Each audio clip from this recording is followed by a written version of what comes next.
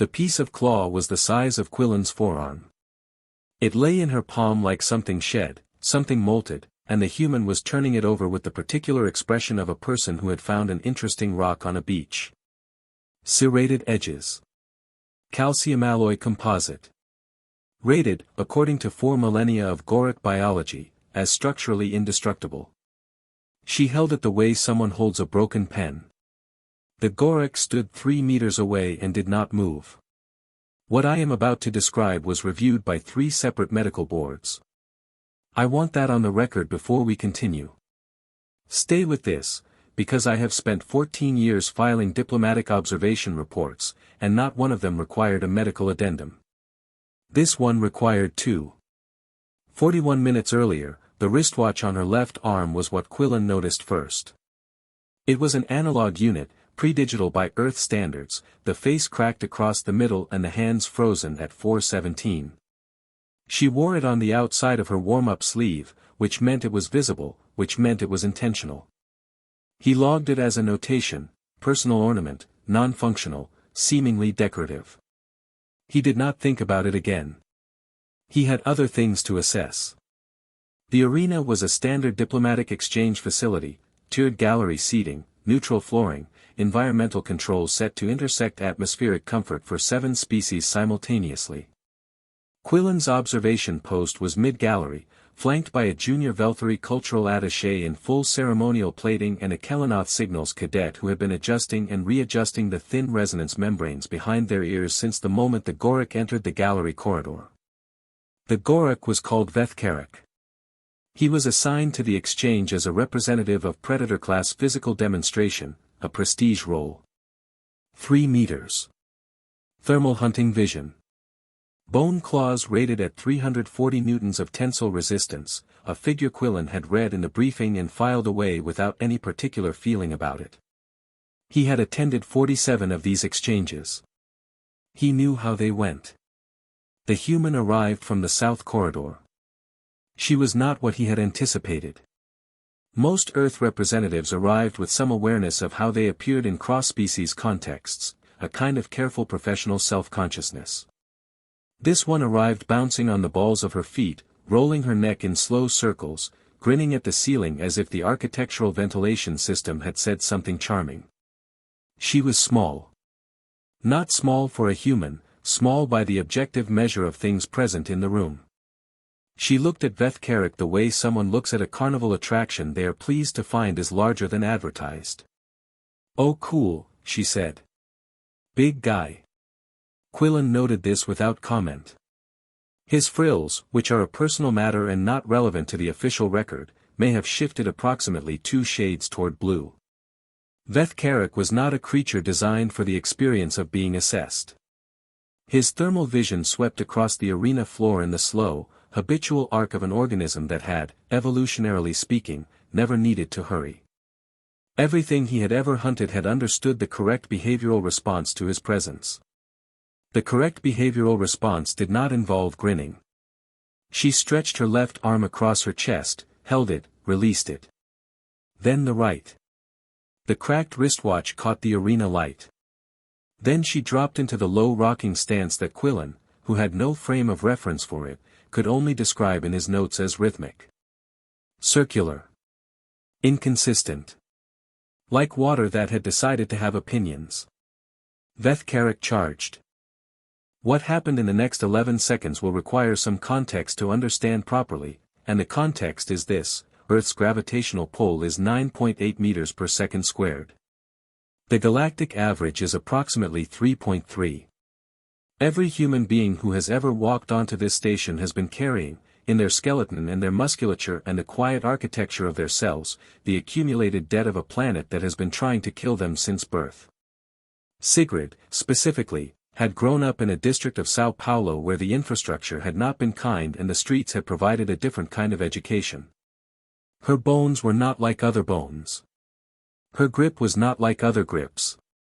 Her adrenaline did not merely prepare her for damage. It removed the category of damage from her operating awareness entirely and replaced it with approximately 30% more of everything else. She did not dodge so much as dissolve out of the path of the charge.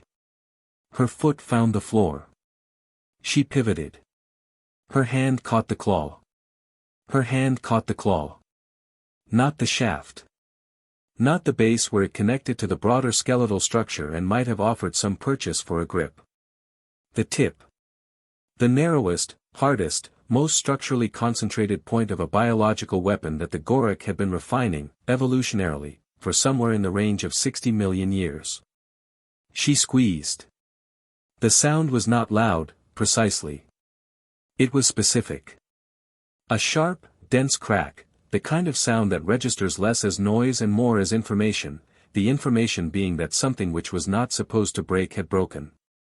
The Kelenoth cadet in the gallery made a sound of their own, a short involuntary vocalization, and pressed both hands flat against the resonance membranes behind their ears. They would later file a separate discomfort report. Quillen noted this with the portion of his attention that was not entirely occupied by the fact that a human being had just exceeded the tensile resistance of a material his species had classified, for 4,000 years of recorded biological history, as indestructible. 300 newtons.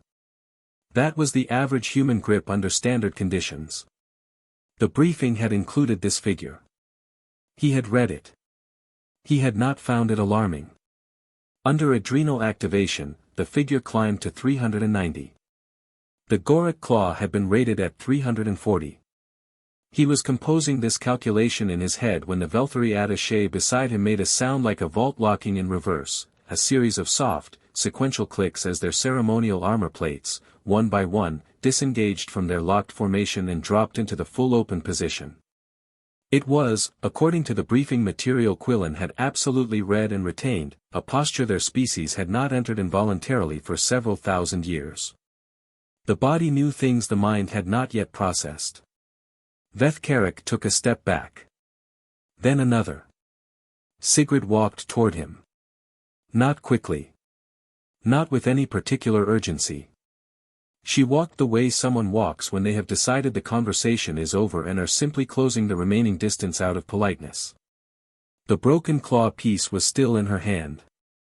There was a scuff mark on the arena floor where the Goric had retreated, a long pale scrape in the neutral composite, the kind of mark left by something very heavy moving in a direction it had not intended to move. Quillen found himself looking at that mark for longer than was professionally appropriate. The security chief's voice came through the arena comms, flat and absolute. Stand down. All of you. Now. Sigrid stopped. She looked at the claw fragment. She looked at Vethkarik.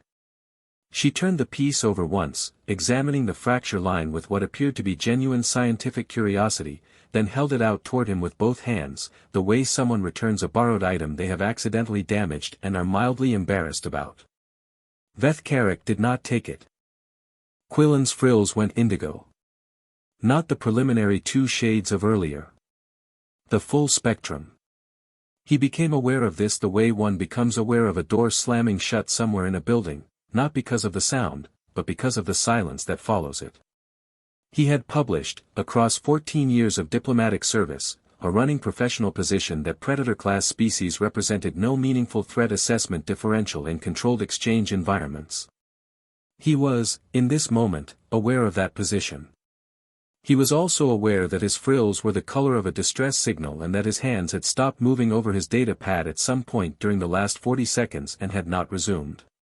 She stretched her right arm across her chest, held it, released it. Her joints cracked, a secondary percussion to the main event. Then she looked up at the gallery with an expression of mild, genuine puzzlement, as if she had expected this to be more complicated, and was not sure what to do with the remaining time. Is there a second round? She called up. Quillen closed his data pad. I asked if there was a transfer form, he noted, for the record. The wristwatch on her wrist caught the light as she lowered her arm. Cracked face. Hands stopped at 417. It would be removed from her custody the following morning by the Cultural Exchange archivists, over her vocal objection, and placed in the diplomatic artifacts display case in the main corridor of the exchange facility. The label they gave it read, Pre-Combat Ritual Object, Class 12 Origin. Do not handle. As Quillen left the arena, he noticed the floor felt heavier than it had on the way in. It wasn't. He had the atmospheric readings to confirm it. But his legs, apparently, had formed their own opinion.